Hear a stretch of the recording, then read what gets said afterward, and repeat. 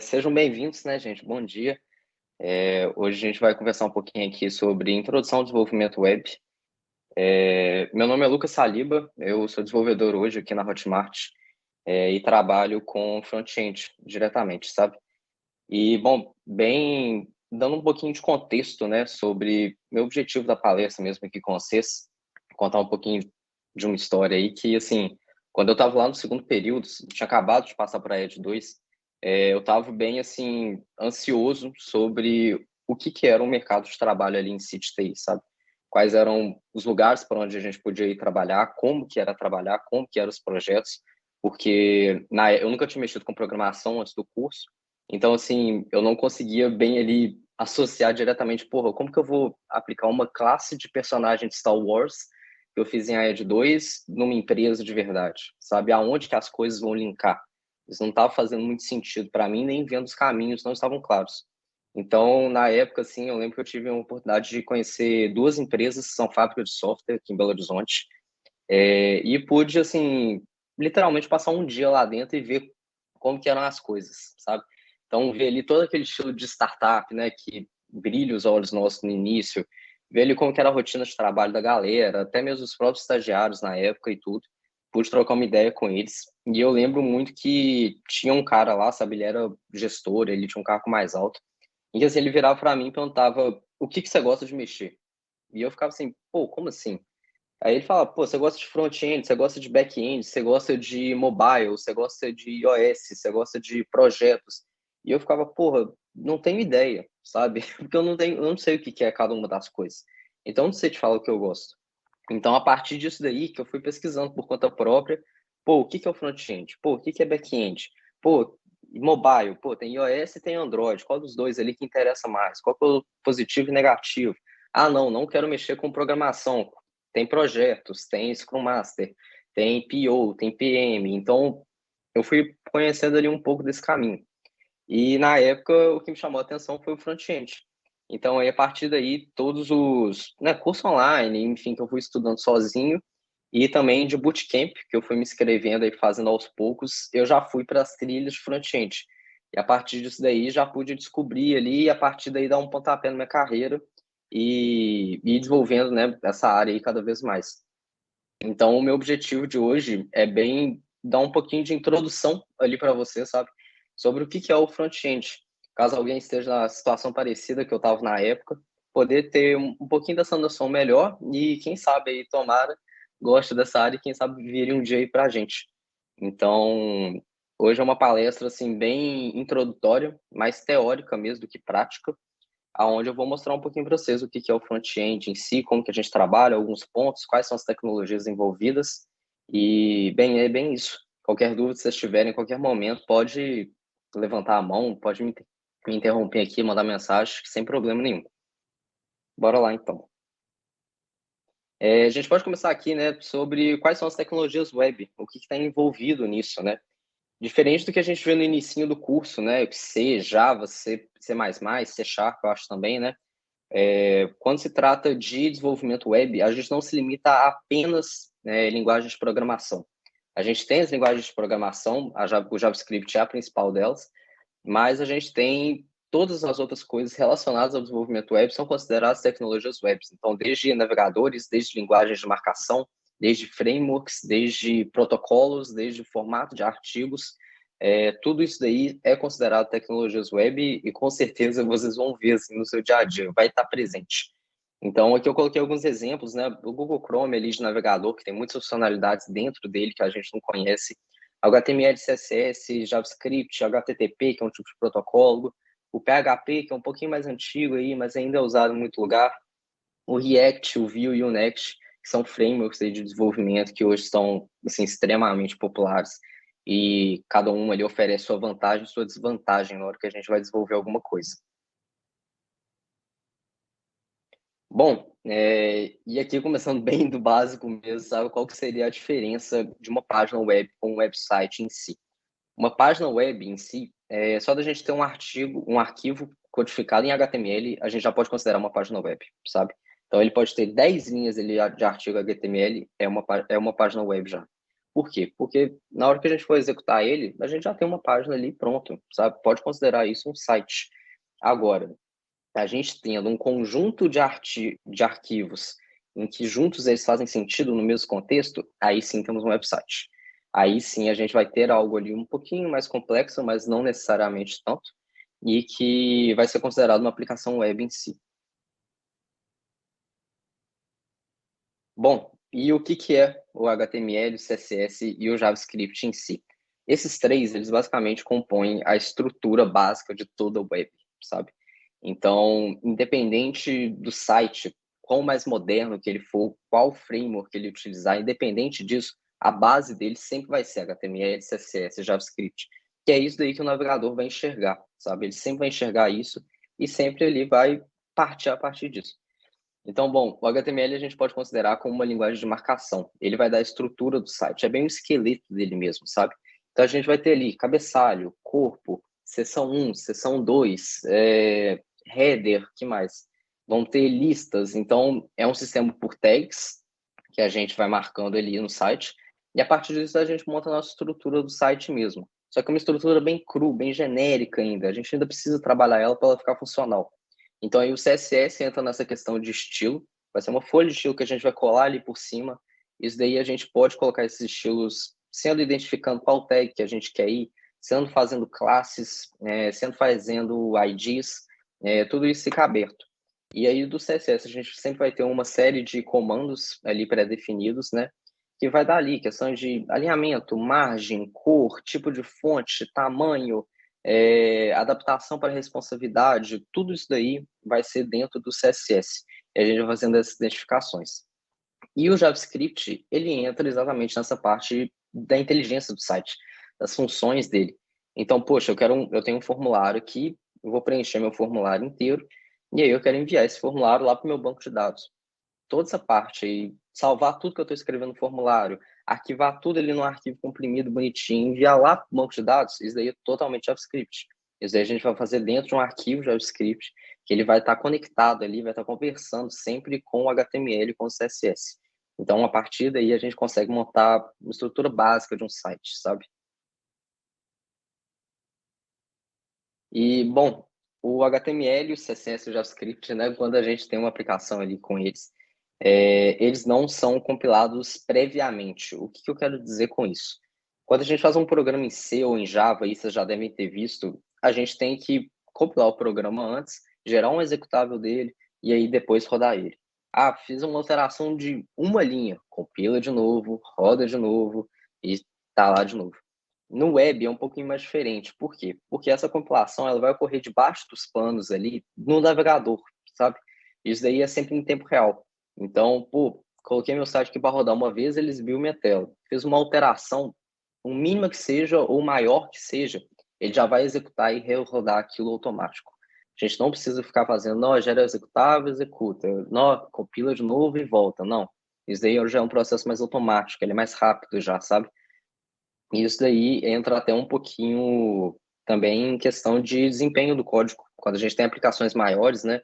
Se for uma tecnologia muito robusta ali, algo muito pesado, pô, toda alteração que você fizer, o negócio vai demorar 10 segundos para rodar de novo. Nossa, ó, imagina que saco isso para quem está desenvolvendo ali na hora. Então, é muito chato de dar manutenção para essas ferramentas.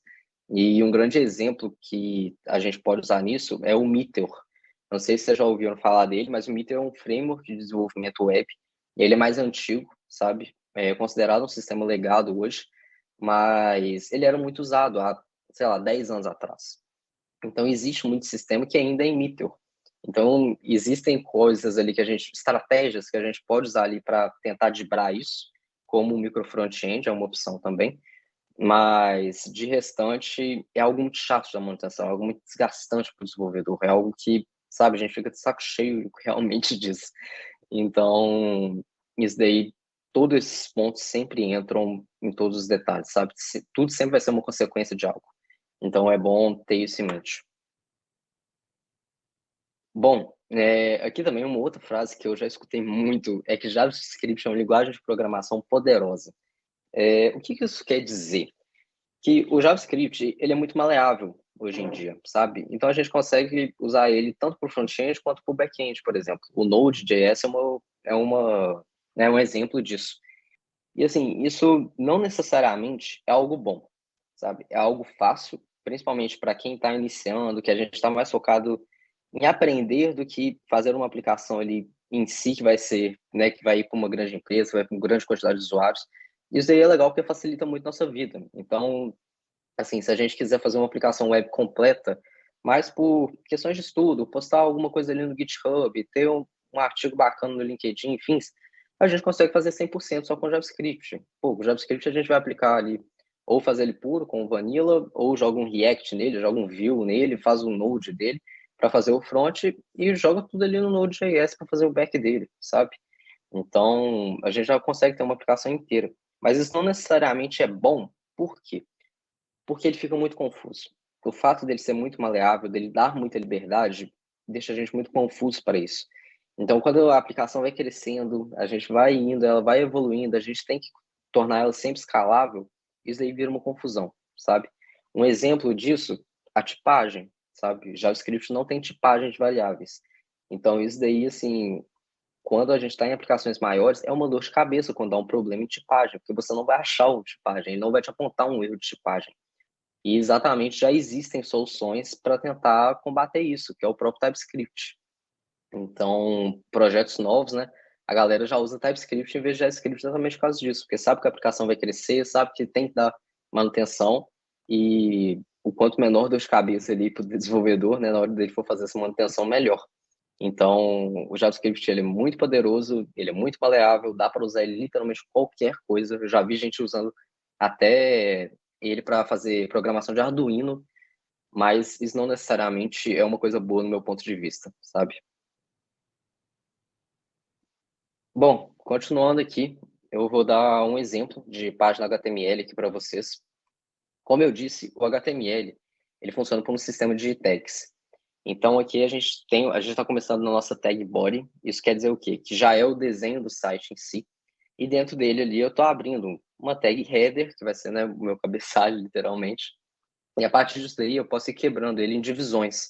Divisões, sim, pensando de forma bem simples mesmo. Pensa como se a gente tivesse uma folha de papel e vamos fazer ali pequenos quadradinhos durante essa folha. Cada quadradinho vai ser uma parte do meu site.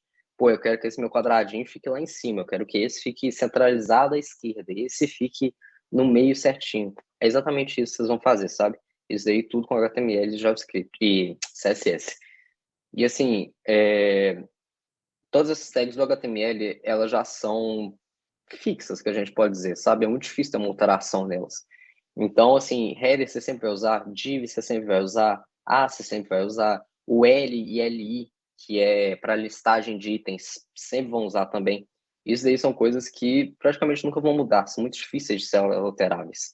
Então, existem estruturas básicas que vocês conseguem ir montando e ir personalizando elas também do jeito que vocês quiserem. Esse site daqui que eu estou mostrando para vocês é um site que foi o meu primeiro site, pra falar a verdade, que eu fiz um bootcamp quando eu estava começando a estudar questão do front-end. Eu vou até mandar o link dele aqui para vocês, caso vocês tenham curiosidade de entrar. Tá no GitHub e tá online também no GitHub Pages. Era para um bootcamp que eu estava participando na época. E, assim, bem esses conceitos básicos, né, foi o que eu usei inteiro, porque eu ainda não tinha conhecimento de framework, de React, de nada. Então, eu usei só essas três tecnologias básicas para ele e deu para montar ele perfeitamente, sabe? Ficou um site bem bacana até. E aqui, dando continuidade, né, para o código, aqui eu já estou entrando ali na introdução do site mesmo, sabe? No inicinho dele, na página principal. É uma landing page. E aí que eu uso algumas divs assim bem comuns, como section para fazer essa divisão, uma outra div com container, H2 que seria um subtítulo, spam para ser título. A partir daí fazendo bem essas divisões, sabe? É bem padrão, como vocês podem ver. Não tem em questões do arquivo HTML não tem muita coisa assim que a gente possa inventar, não, sabe? E aqui dando continuidade mesmo, mesmo meu exemplo, usando sequência de divs para quebrar, né, subquadrados ali que a gente pode falar. Isso daí serve muito, né, a gente usar várias divs, principalmente para organizar, em questão de quê? Questão de, pô, eu quero uma lista, mas lá no final eu quero uma coluna, mas eu quero isso centralizado, mas o outro ponto eu quero ele jogado para a esquerda. Então, tudo isso daí, nesse caso aí, eu fiz com o controle de div com o nome de classe. Então, eu aplico um CSS em cima de cada classe e a partir disso daí vai fazendo as manipulações. Bom, falar um pouquinho aqui também de CEO. O que seria o CEO? O CEO, como eu acho que todos vocês já devem ter ouvido falar alguma vez na vida, é bem o sistema de pesquisa do Google, sabe? É o sistema de busca do Google.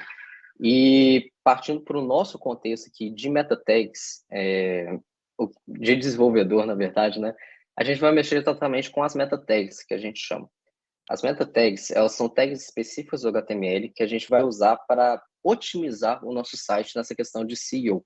Para ele ser mais fácil identificado em sistemas de busca, para ele ser melhor classificado e na hora que a gente for fazer um compartilhamento de link, seja o Facebook, WhatsApp, Microsoft Teams, enfim, ele tem uma prévia bacana, entendeu? Ele tem uma prévia com imagem, com título, com descrição, com URL certinho ali, claro. Então, isso daí passa até um pouco de mais confiabilidade para o nosso site, sabe? Para usuários, assim, comuns fora, né, desse universo de computação que a gente está, isso daí faz muita diferença, com certeza. Então, aqui está um exemplo de meta tag. É algo que a gente pode fazer desde o mais simples até o mais complexo, sabe? Isso daí seria o mais simples, por exemplo. Então, isso daqui, ele entraria antes da minha tag body, no HTML, entraria no head. E assim, eu vou colocando bem coisas básicas nele mesmo. Então, aqui é o título da página, que vai aparecer lá em cima do navegador certinho. Aqui ele só está puxando o CSS para ficar bacana. E aqui já começa as meta tags em si. Aqui eu estou setando o char7, o TF8. Com certeza alguém já passou perrengue com isso em AED 2. Mais de linguagem mesmo. E o restante aqui, olha lá, nome do site, o link certinho dele, a descrição, né, um website em si, uma imagem que a gente pode fazer essa importação de imagem, sendo de arquivo local ou sendo, sei lá, vamos puxar de um banco da AWS. Pode colocar também o link puro, que ele vai dar certo. Descrição, e a partir daí a gente pode ir melhorando, aprimorando isso muito mais, sabe?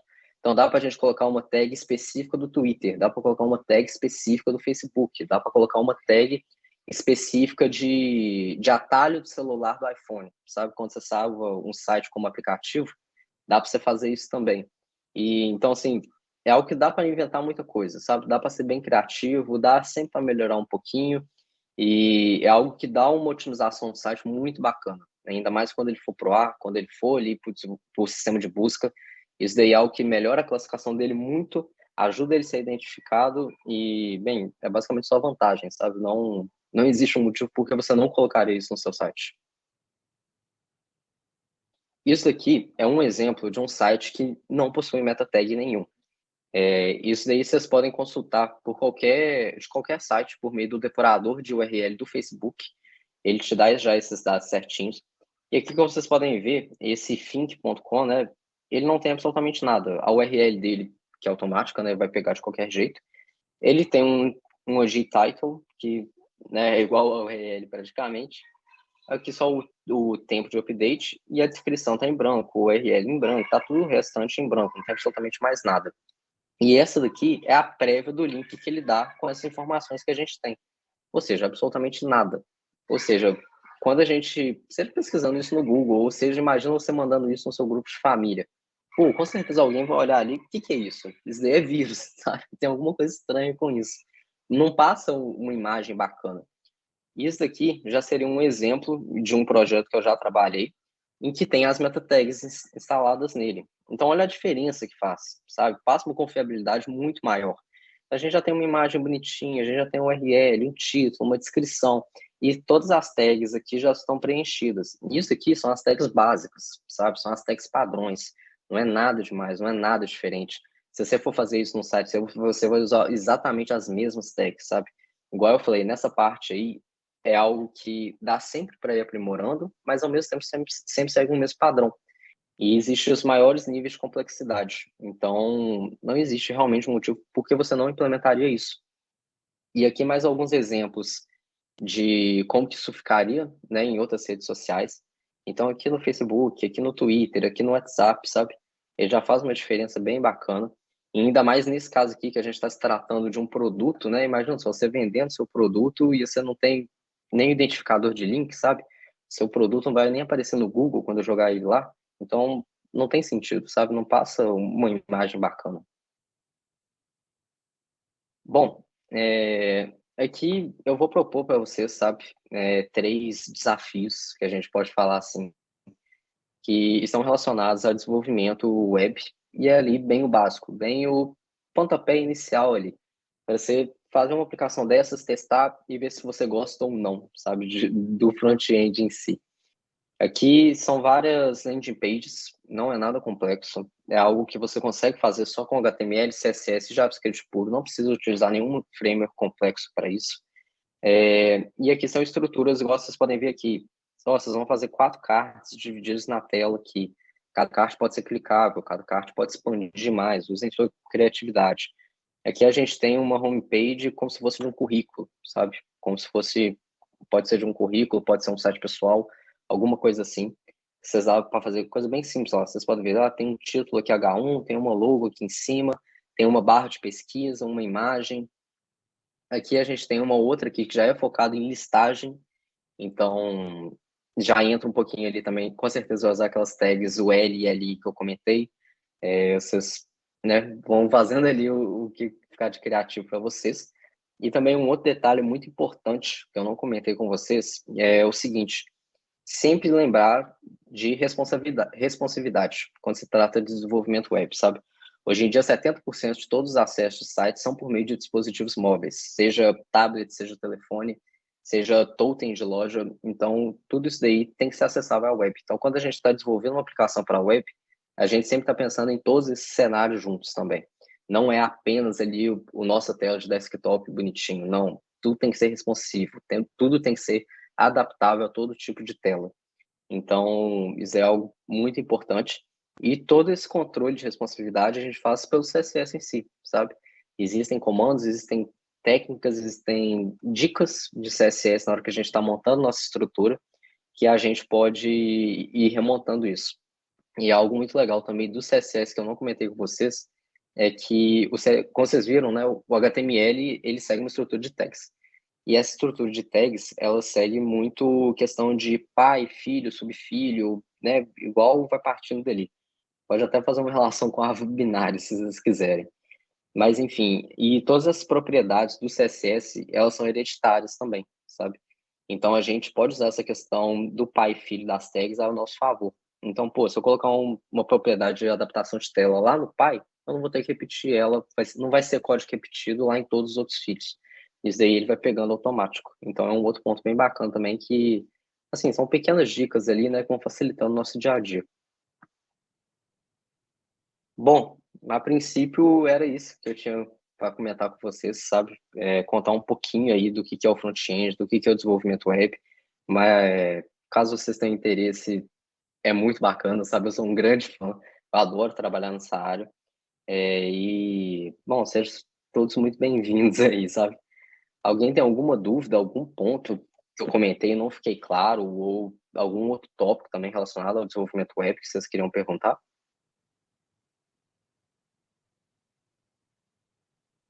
Por mim ficou tudo muito claro. Eu queria dar os meus parabéns, Lucas, porque foi uma palestra que foi muito bem explicada, sabe? Eu pelo menos, né, eu sou do back-end. Eu sou uma pessoa que não sou muito do front, eu tenho um pouquinho de resistência ainda com o front. Já mexi um pouquinho, mas bem básico, bem o inicinho mesmo. E assim, eu consegui entender tudo e foi muito bem explicado mesmo. Parabéns. Não, obrigado. E eu tenho uma dúvida, Lucas. Para quem vai iniciar no front-end, você recomenda começar com o desenvolvimento bruto, HTML, CSS, JavaScript puros, ou pegar algum framework, o Angular, o React, para começar? Ou eu pegaria o básico ali primeiro, com Uhum, certeza, sabe? Tenta fazer algumas aplicações só com HTML, CSS, JavaScript primeiro, ver como que elas vão se comportar, ver ali, estuda por que das coisas, né? uhum. Poxa, por que que eu chamando uma função JavaScript vai surtir efeito ali? Como que eu vou montar essa função? Quais são as vantagens, desvantagens? Eu montaria, assim, sei lá, umas 3 aplicações, por exemplo, vamos fazer esse teste, e a partir daí a gente começa a pegar os frameworks, sabe? E Uhum, começa a entender ali quais são as vantagens e desvantagens de cada um. O React hoje, ele é o principal, sabe? Vou ser uhum, sincero com vocês. A gente sabe, quando a gente entra no LinkedIn aí, a gente vê vaga React em tudo quanto é canto. Ele é o principal hoje. Porém, é até um pouco perigoso a gente falar assim que ele vai ser o único, porque ele tem vantagens, muitas vantagens, principalmente em relação ao ciclo de vida, que ele funciona dos componentes, mas ele tem desvantagens também, sabe? uhum, E eu já vi, já trabalhei em muitos casos em que utilizar um Vue.js é muito melhor do que React, o que utilizar um Next.js faz muito mais sentido com React. Então, a partir disso daí, a gente pode ir estudando, né, quais são as vantagens e desvantagens de cada framework, e isso daí vai entrar nas tomadas de decisão que a gente faz. uhum. E também depende muito do contexto também, né? Às vezes, igual você falou, vai ser melhor um do que o outro, né? Então tem que Sim, analisar tudo, né? com certeza. Até dando um exemplo disso, por exemplo, no site do Sou BH, é um site de notícias, né?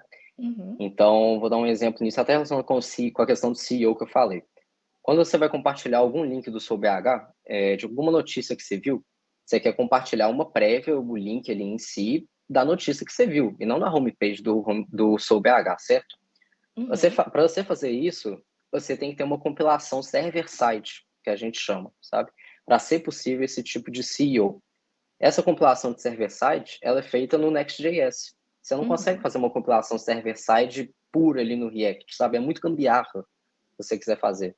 Então não tem sentido. uhum. Então, pô, essas questões ali, quando a gente está se tratando principalmente de fábrica de software, né, que tem muitos projetos ali, data de início, data de fim, isso daí já cai na tomada de decisão, sabe? De Entendi. logo de cara.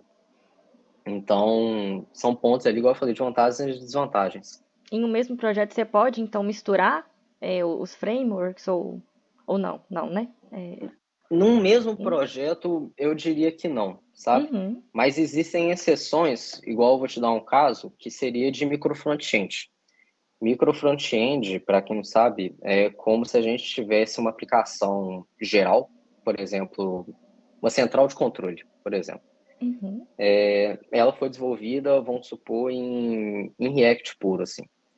Só que aí, vamos supor que a gente tem uma página ali em específica que a gente quer ter a gente precisa ter uma compilação server-side. Essa página específica a gente consegue desenvolver em Next.js. Aí agora a gente tem uma outra página que vai precisar de um outro aspecto. A gente consegue desenvolver só essa página em Vue.js, por exemplo. E aí, a partir disso, a gente vai fazendo ejeções dessas páginas no sistema principal e dá para fazer essa montagem. ah, Só que aí entendi. é bem vendo ali o que vale a pena, né? Tipo assim, que é algo complexo, é algo Uhum. difícil de fazer, é algo muito chato de fazer, e de dar manutenção também. E aí é vendo, pô, vale a pena fazer isso? Então, a parte inicial ali do projeto tem que ser muito bem estudada. É muitas, sabe, você gasta assim mais de uma sprint praticamente só para fazer um planejamento de projeto. Então, todos esses pontos aí entram também.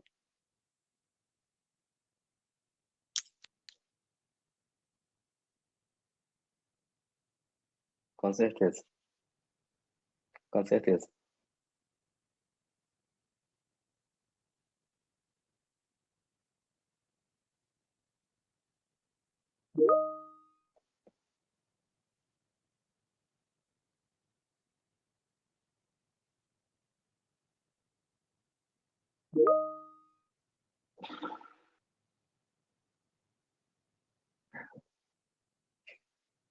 É, deixa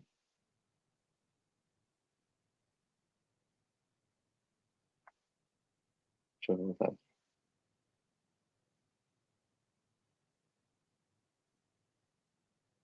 Acho que um outro ponto bacana também, que é legal de comentar com vocês, principalmente para quem está começando carreira, é muito ver a questão de se você quer trabalhar com projeto ou com produto, sabe? Eu acho que isso faz toda a diferença, são coisas completamente diferentes. E assim, quando a gente se trata de projeto, né, principalmente fábrica de software, pô, você vai ter muitos projetos ali entrando e são projetos sempre com uma data de início e uma data de fim, sabe? Então, são coisas mais curtas, são projetos que você sempre vai começar do zero, são tomadas de decisão diferentes que você vai tomar num produto. Porque quando você vai trabalhar num produto, você provavelmente vai entrar numa empresa que já tem esse produto pronto, já tem esse produto consolidado, funcionando, mas você tem que tirar ali do nada, você tem que tirar jeito de melhorar aquilo. Você tem que tirar um jeito de tornar a manutenção melhor, de tornar aquilo mais eficiente, de fazer uma feature que de fato vai ter efeito ali no produto.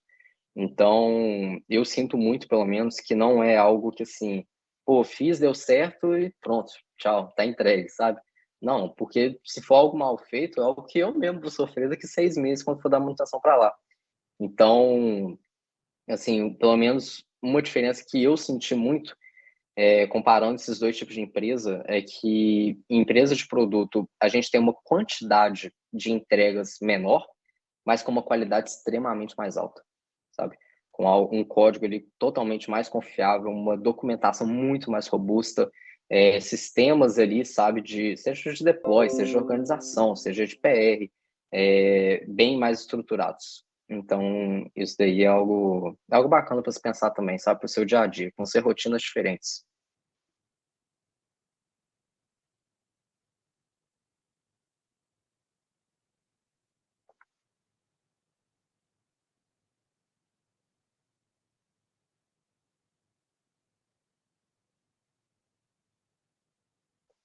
Em questão de alteração de código, acho que não tanto, sabe? Pelo menos eu nunca sofri com isso.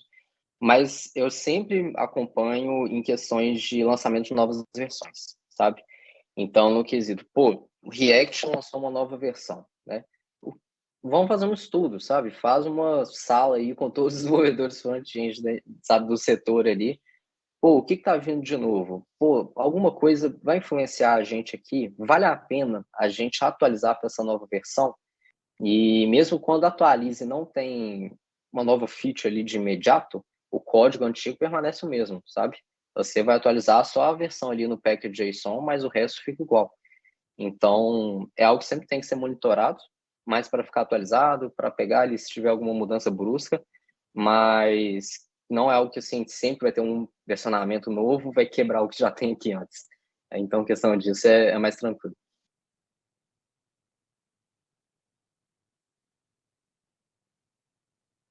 Bom, mais alguma dúvida, gente? Show. Tá tranquilo.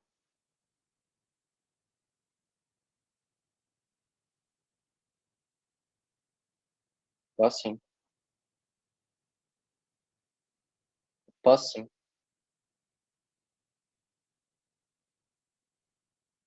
Não, mando sim, com certeza. E até também o link daqueles 3 desafios ali que eu passei, eu vou deixar aqui no chat, caso alguém tenha interesse aí de mexer depois.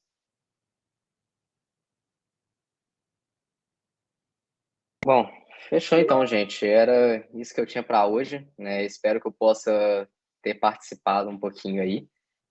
Ó, tô até vendo aqui o Henrique fez uma pergunta aqui. Quando você recomenda participar do bootcamp? Ou eu participei no terceiro período, no início do terceiro período, sabe? E eu entrei assim bem de paraquedas lá mesmo, sabe? Eu não sabia digitar uma linha de HTML. Eu nem sabia o que era HTML direito. E assim, lá dentro mesmo dos bootcamps eu consegui aprender muito, sabe? Então, cara, eu recomendaria logo que você já tiver com essa vontade de estagiar, com essa vontade de trabalhar, sabe? Que é algo que você vai ter que dedicar. É algo que não dá para você fazer mal feito. E quando você entra em um, né, você meio ali sempre vai sair por vantagem, porque se você, né, faz um ali, é efetivado, é contratado ali como estágio, porra, ótimo, sabe? Maravilha. Pô, mas vamos supor, você fez um bootcamp lá, não deu o estágio, não rolou dessa vez. Tá, beleza, mas o próximo que você for entrar, você com certeza vai estar muito melhor do que esse primeiro que você foi. Você com certeza vai ter adquirido uma carga ali já. Então, você sempre vai acumulando isso, sabe? Esse primeiro passo aí, né, é difícil de dar, realmente é difícil começar. Mas a partir que você começa ali a engajar, aí você só vai para frente.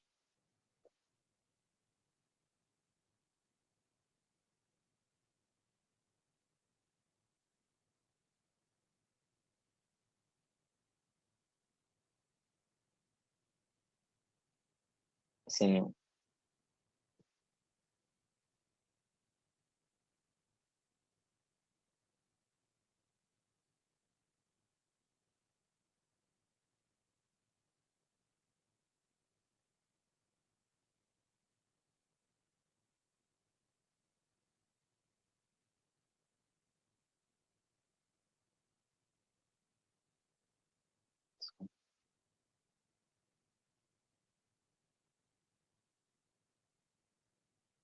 Nossa, assim, eu já participei de alguns da Oasis que tinha na época. Eu sei que a DTI possui alguns também. A DTI tem bastante gente da PUC lá também. Então, tem uma fama boa aí de aluno da PUC lá. A própria Hotmart tem alguns, sabe? Eu não vou saber exatamente a data, mas a Hotmart possui alguns também. Eu já vi alguns outros, assim, de outras grandes empresas, sabe? Como o Banco Inter, Localiza, sabe? Americanas. Então, assim, no LinkedIn eles divulgam muito, principalmente. Acho que é mais ficar de olho nesses canais. Começa a seguir essas empresas no LinkedIn, né? Que aí vocês vão vendo as notícias, algo que você tiver interesse. Sempre surge coisa interessante, com certeza.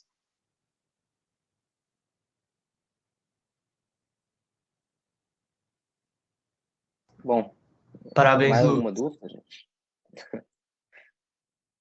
Daqui a pouco tem continuação aí, gente, com design aí, com o Gustavo.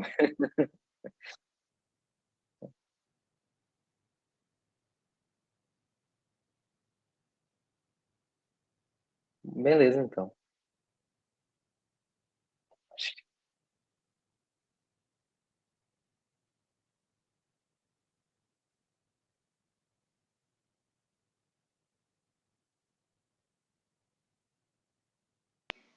Viria aqui entender direitinho, né, do que se trata, como que funciona, né? Então, parabéns. Muito Não obrigada. imagino. Não imagino, eu que agradeço o convite aí. Se ficou qualquer dúvida, qualquer tópico depois, pessoal, podem ficar à vontade aí para me chamar no LinkedIn, Instagram, enfim. E, bom, acho que é isso. Obrigadão aí todo mundo.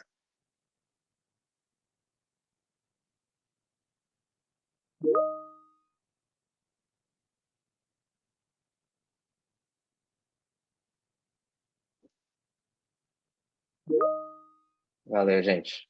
Tchau, gente. Ah, mando sim. Deixa eu até pegar aqui que eu já mando agora no link.